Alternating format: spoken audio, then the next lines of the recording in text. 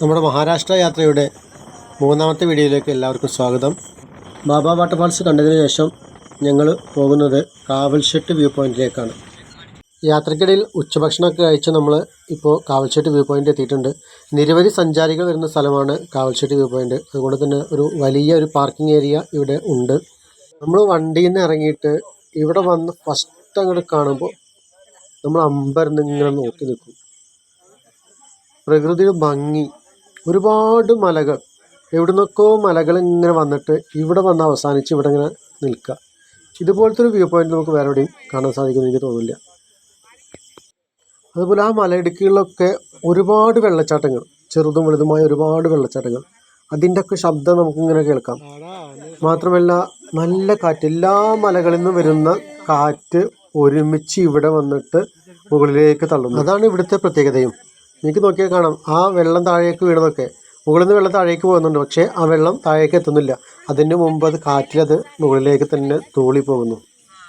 പ്രകൃതിയുടെ ഈ വിചിത്രമായ പ്രതിഭാസം കൊണ്ടാണ് ഇവിടെ റിവേഴ്സ് വാട്ടർഫാൾസ് എന്ന പേരിൽ പ്രസിദ്ധിയാർജിച്ചത്. മഹാരാഷ്ട്രയിൽ ഏറ്റവും കൂടുതൽ മഴ ലഭിക്കുന്ന പ്രദേശങ്ങളിൽ ഒന്നാണ് ഇവിടെ. അതുകൊണ്ട് തന്നെ എല്ലാ സമയത്തും ഇവിടെ ഇതുപോലെ പച്ച പുതച്ച് കിടക്കും. മുൻപത്തെ വീഡിയോകളിൽ ഞാൻ പറഞ്ഞതുപോലെ ഇന്ന് കോടയില്ലാത്തത് കൊണ്ട് നമുക്ക് ഈ ദൃശ്യങ്ങളൊക്കെ വളരെ ദൂരേക്ക് തന്നെ വ്യക്തമായി കാണാൻ സാധിക്കുന്നുണ്ട്. മൊബൈലിൽ നമുക്ക് കൃത്യമായിട്ടത് വീഡിയോ എടുക്കാനും സാധിക്കുന്നുണ്ട്.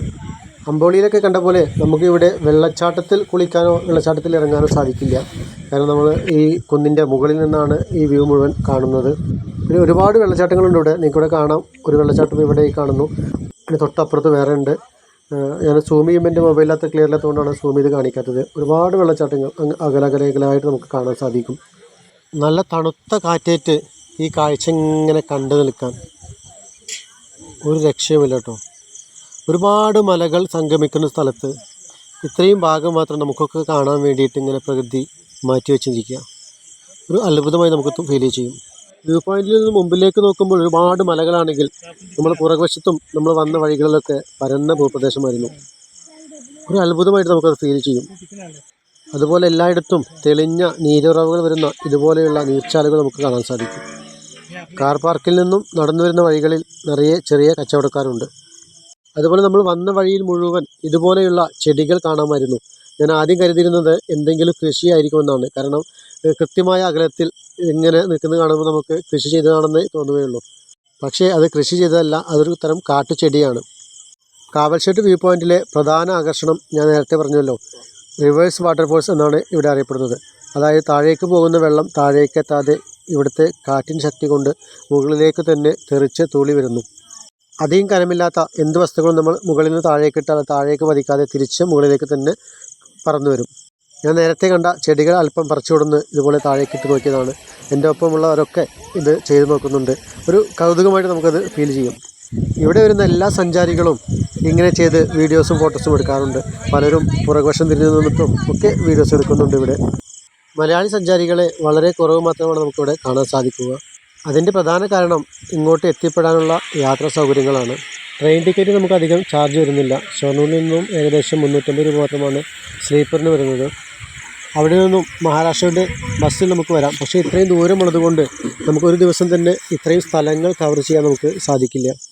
അപ്പോൾ നമുക്ക് സ്വാഭാവികമായും ട്രെയിൻ ഇറങ്ങി ടാക്സി പോലെയുള്ള പ്രൈവറ്റ് വാഹനങ്ങൾ വിളിക്കേണ്ടി വരും. അത് നമുക്ക് വലിയ ചിലവ് വരും.